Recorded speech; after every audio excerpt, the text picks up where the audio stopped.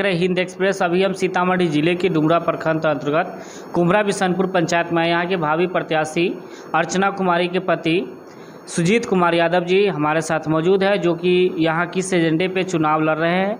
और इनके पिताजी भी पूर्व में प्रत्याशी रह चुके हैं और इस बार स्वयं मैदान में है। किस तरह से तैयारी, इसके बारे में हम जायजा लेंगे। नमस्कार सर। जी नमस्कार। आप किस तरह से यहाँ पंचायत में चुनाव लड़ रहे हैं, आपको मार्गदर्शन कहाँ से मिला?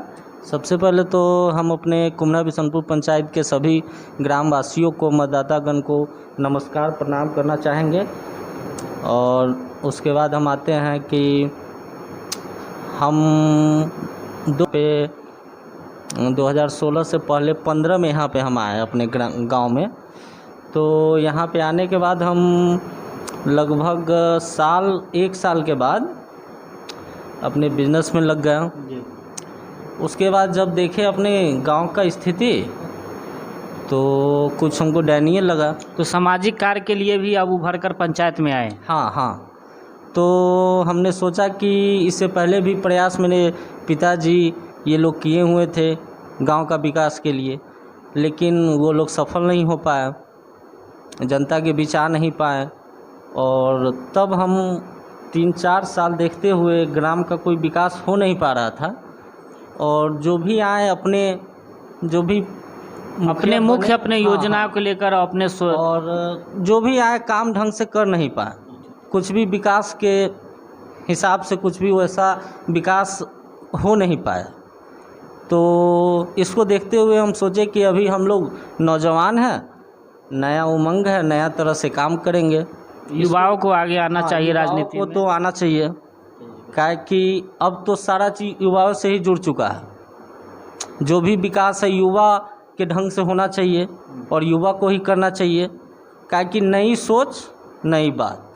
पिछले 5 सालों में जो यहाँ विकास के कार्य हुए हैं, इस पे अपना कुछ टिप्पणी बताया जाए। देखिए, पिछले 5 साल में चुनाव हुआ था। मेरे पिताजी भी लगभग, मेरी भाभी थी उस समय, तो चुनाव तो हम लोग फेल कर गए। और विकास इस पंचायत में कितनी हुई जो आपके वही हम बता रहे हैं।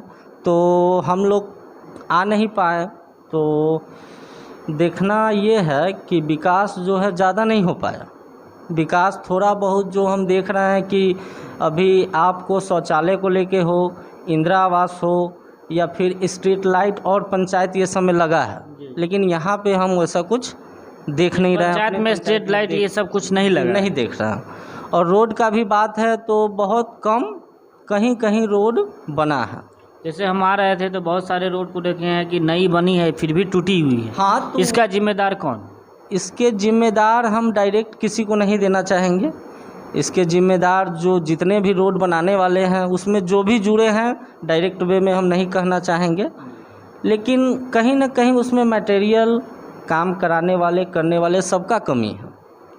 यहाँ जो आप किस एजेंडे के साथ इस कुम्हरा बिशनपुर पंचायत को विकास के लेकर आगे आए हैं, क्या क्या विकास की आप एजेंडा लेकर आए? युवाओं सहित महिलाएं या यहाँ की ग्राम पंचायत के सभी वार्डों के विकास के लेकर?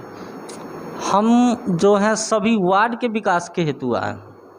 जितना भी वार्ड है हमारे ग्राम पंचायत कुम्हरा बिशनपुर में 18 वार्ड है, और इस 18 वार्ड में ही पूरा काम होना चाहिए।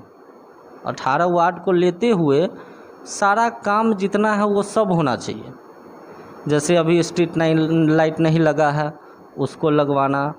उसके बाद महिलाओं के लिए रोजगार हो गया, जैसे सिलाई मशीन हो गया, उनका अभी नया प्लेट ये सब का जो चल रहा है कारोबार, वो सब उसका रोजगार जो होता है महिलाओं का, उनके लिए अलग से अगर स्किल डेवलपमेंट करना पंचायत का प्रमुख मेरा उस पर ध्यान है।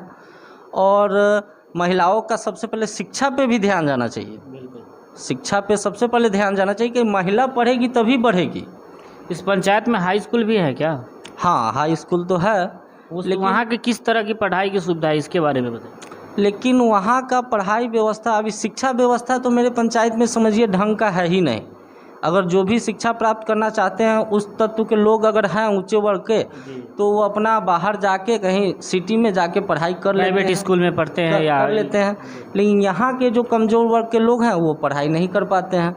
अच्छा, एक सवाल है कि यहाँ उप स्वास्थ्य केंद्र पंचायत में सुन रहे हैं जो कि जर्जर अवस्थाएं में है। यहाँ के लोगों को अगर छोटी सी भी अगर परेशानी होती होगी तो प्राइवेट डॉक्टरों की सहारा लेना पड़ता है। अगर वो उप स्वास्थ्य केंद्र चालू होता तो इस पंचायत में कितने लोगों को सुविधा मिल पाती? इस बात का तो बहुत अफसोस है हमें कि स्वास्थ्य सेवा रहने के बाद भी कुछ भी मुहैया नहीं है यहाँ पे। एक आप छोटा सा दवा से लेके कोई भी चीज़ आपको यहाँ पे उपलब्ध नहीं है। उस अगर स्वास्थ्य सेवा का जो केंद्र है उसको आप देखिएगा तो आपको समझ में नहीं आया कि ये सही में स्वास्थ्य केंद्र है। स्वास्थ्य सेवा है या ये बकरी का घर है या शौचालय है? घास फूस दुनिया जान यही सब है वहाँ पे। तो हमको तो सबसे ख़राब ये लगता है यहाँ पे कि जब किसी का उस ढंग का तबीयत खराब हो जाए तो उचित उपचार नहीं मिल पाता है।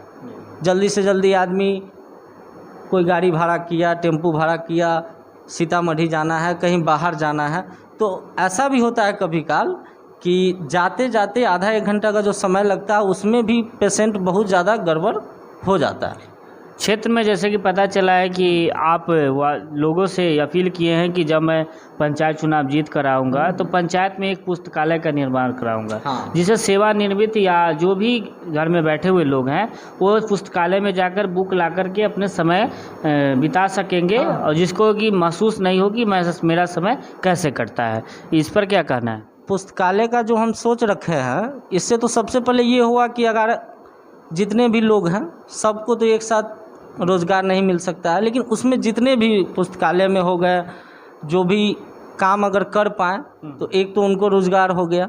उसके बाद आप पढ़ना चाहते हैं तो वहाँ के बुक लाकर पढ़ सकते हैं, वहाँ पे शिक्षा प्राप्त कर सकते हैं। जो बेहतर ढंग से पढ़ना चाहते हैं वो और भी अच्छा शिक्षा प्राप्त वहाँ से कर सकते हैं। स्किल डेवलपमेंट की बात की है तो यहाँ की युवाओं को लिए क्या कंप्यूटर शिक्षा की भी व्यवस्था करवाएंगे? बहुत ज़रूरत है और सबसे पहले ज़्यादा हम इसी पे फोकस करना चाहेंगे। कंप्यूटर अभी के ज़माने में एक इतना बड़ा शिक्षा का माध्यम बन गया है जो हर व्यक्ति को, हर बच्चा से लेके हर व्यक्ति को, हर युवा को कंप्यूटर का ज्ञान होना बहुत ज़रूरत है और उसको हम सबसे पहले मुहैया कराएंगे, कंप्यूटर का व्यवस्था और कंप्यूटर का ज्ञान, कंप्यूटर का पढ़ाई। क्षेत्र में जनता की जो समस्याएं होंगी उस समस्याओं को आप किस ढंग से देखेंगे? वर्तमान की जो स्थिति थी यहाँ के लोगों का जो आरोप है कि यहाँ के जनप्रतिनिधि लोगों से भ्रष्टाचार और घूसखोरी के रूप में पैसा लेते थे, क्या उसी की तरह आप भी तैयार होंगे या ईमानदारी से अपने काम को निभाएंगे? देखिए, यहाँ पे हम ये कहेंगे जनता को जागरूक होना पड़ेगा, उसके बाद ही हम लोग पंचायत का विकास कर पाएंगे। तो यहाँ की बात हो गई शिक्षा की, स्वास्थ्य की, साथ ही यहाँ की विकास की। हाँ। अब बात रह गई यहाँ के आने वाले चुनाव में मतदाताओं को आप क्या कहना चाहेंगे?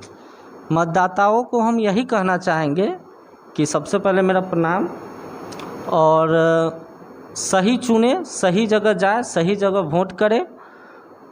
आप खुद समझदार हैं और उस समझदारी को देखते हुए निभाएं और अच्छे प्रतिनिधि को चुनें जिससे आपके पंचायत का सही ढंग से विकास हो पाए। बहलावा, फुसलावा और प्रलोभन पे ना जाए, सही को चुनें। हमारे साथ जुड़ने के लिए आपका बहुत बहुत आभार। जी धन्यवाद। आपका हिंद एक्सप्रेस देखने वाले चैनल को सभी को धन्यवाद और कुम्हरा बिशनपुर पंचायत के मतदाताओं को मेरा प्रणाम। हमारे साथ कैमरामैन सौरभ के साथ मैं सत्यम, हिंद एक्सप्रेस।